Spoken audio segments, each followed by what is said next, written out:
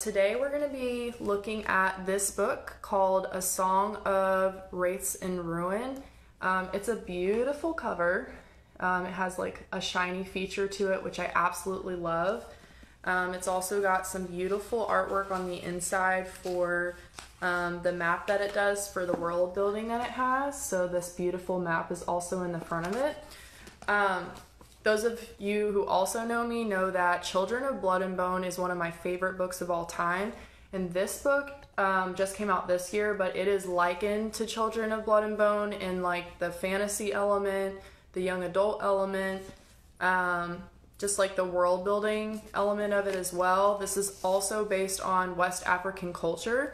This author is actually from Ghana. So she puts a lot of her culture into this book, which includes some of the language, so bear with me on some of the words that I pronounce today because I'm going to try my best with that, but obviously like it's not a culture that I'm super familiar with, so it's going to be a little bit different. But I have gotten through about a little over halfway through the book. This book is like over 400 pages, but a lot of those fantasy books are because there's a lot of world building going on, character building, and it makes fantastic stories. So I highly recommend this book just based on what I've read so far because I absolutely love it. And like I told Mr. G that within the first couple of chapters that I could really see this becoming a movie one day. So I hope it does. That would be awesome. But I'm going to read you guys the description first and then the author's note. I'll read a short bit of the book, so chapter 1 I'll read to you guys, and then I'll give you kind of a little bit of my input and what the story is about and why you guys should read it. So the description, it says, for Malik, the Solstasia festival is a chance to escape his war-stricken home and start a new life with his sisters in the prosperous desert city of Zoran. But when a vengeful spirit abducts Malik's younger sister Nadia as payment to enter the city, Malik strikes a fatal deal. Kill Karina, crown princess of Zoran, in exchange for Nadia's freedom. But Karina has deadly aspirations of her own. Her mother, the Sultana, has been assassinated. Her court threatens mutiny, and Solstasia looms like a knife over her neck. Grief-stricken, Karina decides to resurrect her mother through the ancient magic, requiring the beating heart of a king. And she knows just how to obtain one, by offering her hand in marriage to the victor of the Solstasia competition. When Malik breaks his way into the contest, he and Karina are set on a heart-pounding course to destroy each other. But as attraction flares between them, an ancient evil stir, will they be able to see their tasks to the death? So, really interesting setup here. Basically, the princess of this nation, which there's two characters that switch perspectives back and forth. So there's Malik, and then there's the princess. So these two are not meant to like each other at all. They come from totally different worlds. Malik is from a refugee world where he's actually basically being persecuted by the kingdom that the princess is leading over. And they don't like their people. They treat them really badly. And basically the setup of this culture, even though this is a fantasy read, is kind of reflecting our culture in America today. So if you can kind of make those connections, you can kind of see like why they do those things and why they set it up that way. This is one of my diversity picks. So you can kind of like imagine what they're trying to set up here, but in a more, I think it's better to set it up in a fantasy way to our students because it still introduces all this like awe and wonder of fantasy worlds, but it's teaching them really important lessons that they need to learn about their own country and their in the social justice area. So, and then a note from the author. It says, please note that this book depicts issues of mild self-harm ideation, fantasy violence, emotional and physical abuse, anxiety and panic attacks, parent death, and animal death. I've done my best to approach these topics with sensitivity, but if you feel this kind of content may be triggering, please be aware. So I thought that was really cool that she puts that at the beginning of the book because you kind of expect those things to already be a part of some of these like fantasy reads, like, you know, death and stuff like that. But I think she does that to a modern world to make to try to accept some responsibility as an author that some of these things might be triggering to some people, so she's warning them ahead of time and encouraging them to look into it before they start reading. All right, so I'm going to read you guys chapter 1, and this is from Malik's perspective. Abra, Abra, come and gather. A story is about to begin. The griot's voice warbled through the scorching desert air, cutting through the donkey pens and jeweled caravans that populate the tent settlement outside the city-state of Zoran's western gate. On instinct, Malik angled his body towards the storyteller's call, his grip tightening around the satchel strap slung across his chest. The griot was a stout woman, nearly a head shorter than Malik, with a face stretched wide in a tooth-bearing grin. Bone-white tattoos composed of symbols Malik could not understand swirled on every inch of her dark brown skin. Abra, Abra, come and gather. A story is about to begin. The steady rhythm of a djembe drum now accompanied the griot's call, and within minutes a sizable crowd had formed beneath the baobab tree where she stood. It was the perfect time for a story, too. That hour when dusk met night, and the little sunlight that remained left the sky bright but the world dark below.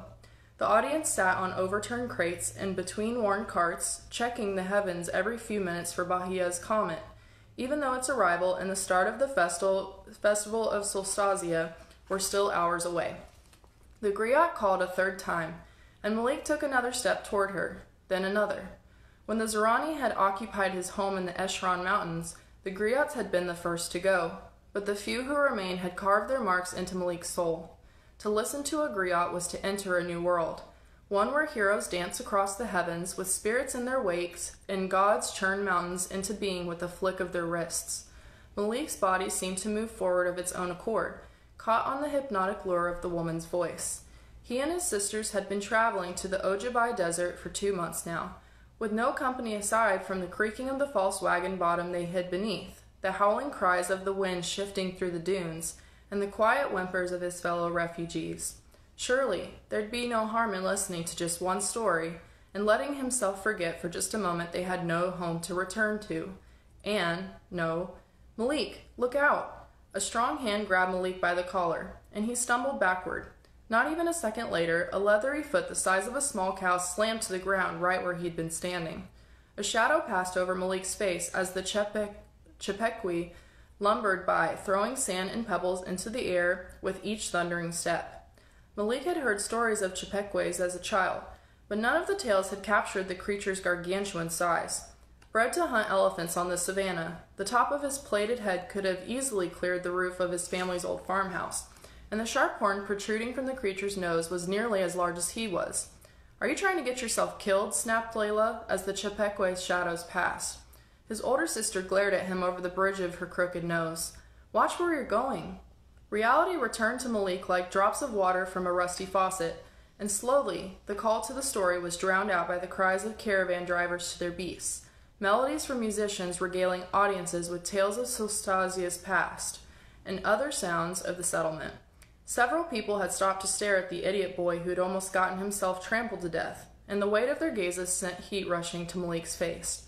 He twisted the worn leather of his satchel strap until it bit into the flesh of his palm. Shadows flickered in his peripheral vision, and Malik squeezed his eyes shut until his head hurt. "I'm sorry," he muttered quietly. A small head surrounded by a cloud of bouncy dark curls popped out from behind Layla. "Did you see that?" exclaimed Nadia.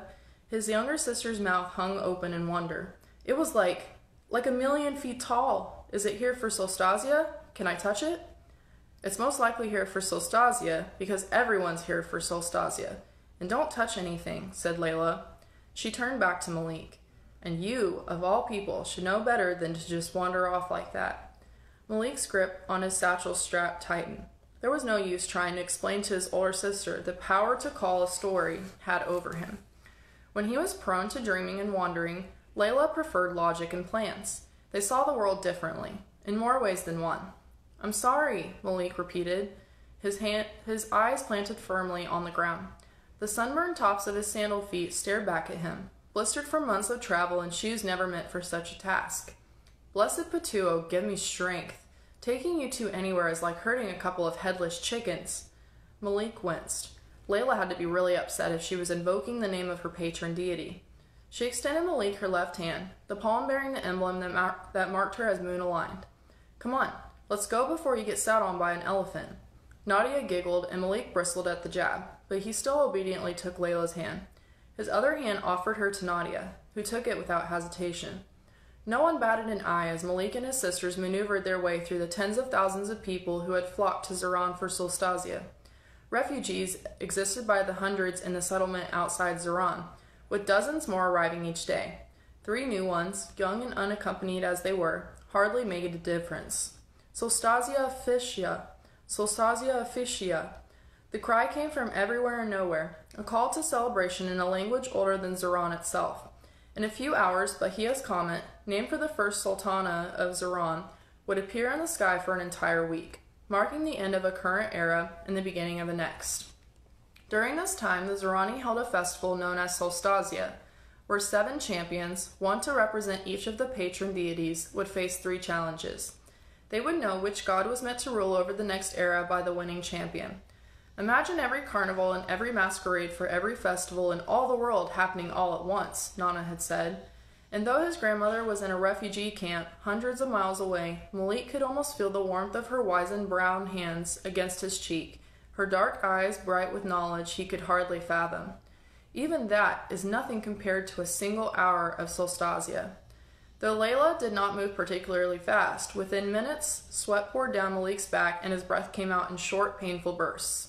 Their travels had left his body frail over a weakened shell of itself, and now splotches of purple and green danced in Malik's eyes with each step he took beneath the unforgiving desert sun. They were headed for 6 identical wooden platforms in a wide clearing, where Zerani officials and soldiers screened the people entering the city. Each platform was twice the size of a caravan wagon, and the travelers, merchants, and refugees populating the settlement shuffled around them, all trying to pass through the checkpoint while drawing as little attention to themselves as possible. Traders in groups of 5 or more to the right, individuals in groups of 4 or less to the left, called an official. Though Zerani soldiers milled about the silver and maroon armor, Malik saw no sentinels. Good. The absence of Zeran's elite warriors was always a welcome sight. Malik glanced upward at the structure towering ahead. Unlike the Chapekwe, old stories had not undersold Zeran's size. The outer wall stretched as far as the eye could see, fading into shimmering mirages at the edge of the horizon. 7 stories of ancient sandstone and mud brick loomed over the settlement, with the western gate a dark brown horseshoe-shaped deviation in the red stone. In order to take advantage of the excited crowds, vendors had set up stalls along the path to the city, shouting increasingly hectic promises to any person who passed. Goods of all kinds spilled from their shelves, ebony prayer statues of the Great Mother and 7 patron deities, ivory horns that bellowed louder than an elephant, tinkling charms to ward off spirits and the grim folk. Though the customers swarmed over the stands, most left the latter untouched. Supernatural beings, known as the grim folk, were the stuff of stories. Malik knew from experience that the charms never worked and oftentimes left one's skin itchy and green. At the thought of the grim folk, Malik checked over his shoulder again, but there were only people behind him. He had to relax and stop acting like imaginary monsters might grab him at any second. All he had to focus on now was getting into Zeran with the forged passage papers in his satchel. Then he and Layla would find work in one of the thousands of positions that had opened up thanks to Solstasia, and they'd make enough money to buy passage papers for Mama and Nana as well. But what if they didn't? Malik's breath shortened at the thought, and the shadows in the corner of his vision danced again. As the world began to swim around him, he shut his eyes and repeated the mantra his mother had taught him when his panic attacks had first begun all those years ago. Breathe. Stay present. Stay here. As long as they drew no attention to themselves, looked at no one, and spoke to no one, they should be fine. It was just a crowd. Walking through it couldn't kill him, even if his palms had gone slick with sweat and his heart threatened to beat out of his chest. Hey, Nadia tugged on Malik's pant leg with her free hand, then pointed to the cloth goat whose head poked out of the front of her faded jalaba. Gedje wants to know if I can have your bag if the Chapekwe steps on you next time. Despite the panic roiling in his stomach, Malik gave a small smile. Gedje is a bad influence. You shouldn't listen to her. Gedje said you'd say that, Nadia muttered with the kind of gravitas only a 6-year-old could muster. And Malik laughed, calm flooding through him. No matter what happened, he had his sisters. As long as they were together, everything would be all right. They took their place in line behind a woman with several baskets of papayas balanced on her head, and only then did Layla let go of Malik. And here we are. Now we wait. It seemed that they'd be waiting for a while. Though the settlement bustled with energy, the actual lines going into Zoran were painfully slow. A few groups ahead of them had even set up camp for the night, and looked in no hurry to move forward. Nadia wrinkled her nose. "Can I look at the booths?" "No," said Layla as she smoothed a crease out of her blue headscarf. "But the line's not even moving." "I said no." Nadia puffed out her cheeks, and Malik could sense the tantrum brewing. Though Layla meant well, dealing with small children was not her strong suit. So it was Malik who bent down to Nadia's eye level and pointed to the outer wall. "Do you see that?" Nadia's head snapped upward. "See what?" "Up there, at the very top of the highest tower." Even the outer wall had been decorated in honor of Solstasia, with banners hanging from the towers depicting each of the 7 patron deities, from Gayada the lion, who ruled over sun alignment, to Adonko the hare, Malik's patron, who ruled over life alignment. Each patron deity ruled over a single day of the week, and when a child was born, the midwife would carve the emblem of one of the 7 gods into their left palm so every person could know their alignment. It was said that a person's alignment decided every major moment of their life, from what kinds of work they'd be most suited for to who they were destined to spend their life with. Nadia's mouth fell open as she regarded the sun alignment banner hanging from the wall. "That's my emblem." "It is," said Malik. "Gayada is watching over everyone who's sun aligned to see who the next sun champion should be. But he's not going to choose you if you cry." "I won't cry." Nadia picked up a stick off the ground and brandished it in the air. "And then, when Gayada chooses me as the champion, I'm going to live at the palace with the Sultana, and I'm going to eat whatever I want, and I'm going to ask Princess Karina to make it illegal for me to stand in line ever again." "I don't think the princess makes laws." Nadia's cheek puffed out once again, and not for the first time. Malik was struck by how alike they looked. The same coarse black hair that fought any brush that tried to go through it, same tawny brown skin, same wide black eyes that looked so surprised no matter their owner's mood. "Moon owl eyes," Papa used to call them, and for half a heartbeat, Malik missed his father so much that he couldn't breathe. "Well, what would you do if you met the princess?" demanded Nadia. What would he do if he met Princess Karina? Malik pushed away the painful thoughts of missing parents to consider the question. One of the biggest perks of becoming a Solstasia champion was living at the royal palace for the duration of the festival. Though Malik would never admit it out loud, he had fantasized once or twice about becoming a champion and representing his alignment for all the world to see. But it was a useless fantasy, as no Eshran had ever been chosen as a champion since the Zorani occupation more than 250 years ago.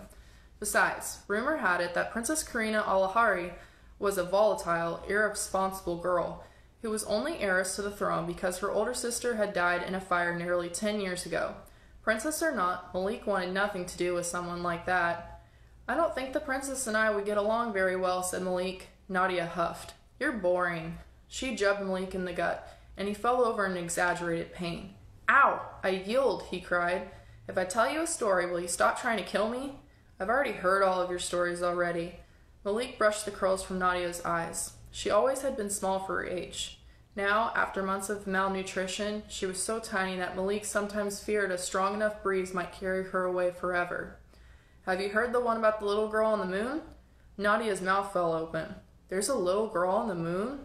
Malik nodded, twisting his face into a look of comedic seriousness.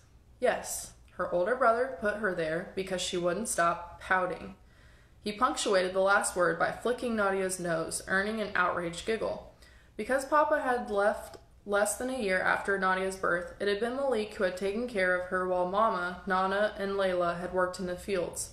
He knew her better than anyone, like how she dropped everything to listen to a story, same as him. In the wagon, Malik had entertained her with tale after tale of the trickster heroine, Hyena, and when he'd run out of those, he'd create his own drawn from all the legends he'd absorbed over the years. He spun stories and his throat grew raw, anything to keep Nadia from crumbling under the weight of their situation. Once again, Malik gazed up at the wonder of Zoran. Though the Eshran Mountains were part of the Zorani territories, few Eshrans never got to see the famed city itself. The price of passage papers was too high, and the approval rates for said papers too low, to say nothing of the dangers that lurked in the Ojbai. Zoran may control every aspect of Eshran life, down to who could live in which village, but Zoran itself had never been meant for Malik's people to enjoy. But there they were, standing at the foot of the greatest city in the world. All those nights spent huddling with his sisters under worm-eaten blankets, fighting off the biting winds and the wailing cries of people being treated like animals all around them. The soul-aching fear that he would never see their birthplace ever again, all of that had been worth it. In fact, he had even yet to see a hint of the creatures that had plagued him back in Obori. They were safe now. Malik's thoughts were cut off by commotion from a line directly to the left of theirs as a battered cart pulled by a mangy donkey reached the platform. The old man driving it handed a stack of documents to the soldier overseeing the platform, while the man's family nervously peered out from the back. Malik's blood ran cold as he recognized the familiar symbols drawn on the side of the cart, geometric patterns native to Eshra. The soldier riffed through the thin stack of papers with deliberate precision. Then he raised the hilt of his sword and bashed it against the old man's skull. No Eshrans, with or without papers. No Eshrans. The world swam once more, but Malik forced himself to remain upright. They're all right. Their papers listed them as a trio of siblings from Talafri, a city well within the Zorani border. As long as their accents didn't slip, no one would know that they were Eshran as well. The family's screams resounded through the air as the soldiers took the old man's body and led the cart away from the checkpoint. In the chaos, no one noticed a single person falling out of the cart onto the dry ground. The child could not have been older than Nadia, yet every person ignored him as they fought to take the family's place in line. Malik's heart broke nearly in two. What if it would have been Nadia lying there in the dirt with no one to help her? The mere thought made Malik's chest constrict painfully, and his eyes kept wandering back to the boy. Layla followed Malik's line of vision and frowned. Don't. But Malik was already moving. In seconds, he was hauling the boy to his feet. Are you all right? Malik asked, as he checked the boy over for injuries. The child looked up at him with hollow eyes sunk deep into a battered face, and Malik saw himself reflected in their black depths. Quick as a lightning strike, the boy pulled Malik's satchel over his head and dove into the crowd. For several seconds, all he could do was stare open-mouthed at the spot where the child had just been. Hey! Cursing himself for his own naivety, Malik did what he did best. He ran. So that's the end of the first chapter, and then it goes back and forth between Malik's perspective and Princess Karina's perspective, so it's interesting to see both things taking place. A lot of times also because their paths cross so many times and you're like, when are they going to meet? When are they going to meet? And so you're kind of like anticipating for that to happen. So basically, Malik's family is part of the refugees who are fleeing from this nation, who Princess Karina is ruling over with her mother. And then later on, something major happens to her and her family, and it's forcing her to start looking into like darker magic, which she doesn't know that Malik can actually perform this darker magic. So I'm a little bit past halfway through the book, and I'm like anticipating for that point to happen when she's going to discover that he can actually perform that magic. But Malik, on the other end of things, since he's lost his papers in this first chapter, he's having to try to find another way to be admitted into the city as a legal resident with his sisters. So basically what's going to end up happening is that he's going to find a way to become one of these champions for the Solstasia festival. And if he wins, then he would basically be able to live in that city forever. So I'm interested to see what's going to happen with him. Is he going to be a champion? Is he going to find another way into the city? What's going to happen once they meet each other and find out who each other is? So there's all that build up. But also, like I said, this is a really good diversity pick because it says so much about our current state of things, how we handle immigrants. So it could make some really, really interesting conversations with our students or with each other on what we see. And so because she's from Ghana, that also gives a different viewpoint into a new culture to learn. So once again, this was a little snippet of a song of Wraiths in Ruin, likened unto Children of Blood and Bone. Really good fantasy pick for those who like fantasy worlds. But like I said, I could also see this becoming a movie one day, so I'd be really interested to see that happen. I will be sure to post this video on my YouTube channel, so that way you can always go back to it to see it. And then I'm also going to post a review of this book on my Instagram page once I finish it. So thank you for watching. If you were looking at this video at any point in time, please remember to go ahead and like my reviews and my videos if you have a chance to visit my YouTube channel. And please share this stuff too so that others can see it. Thanks for joining, and I will see you on the next Mrs. G's Reads. Bye.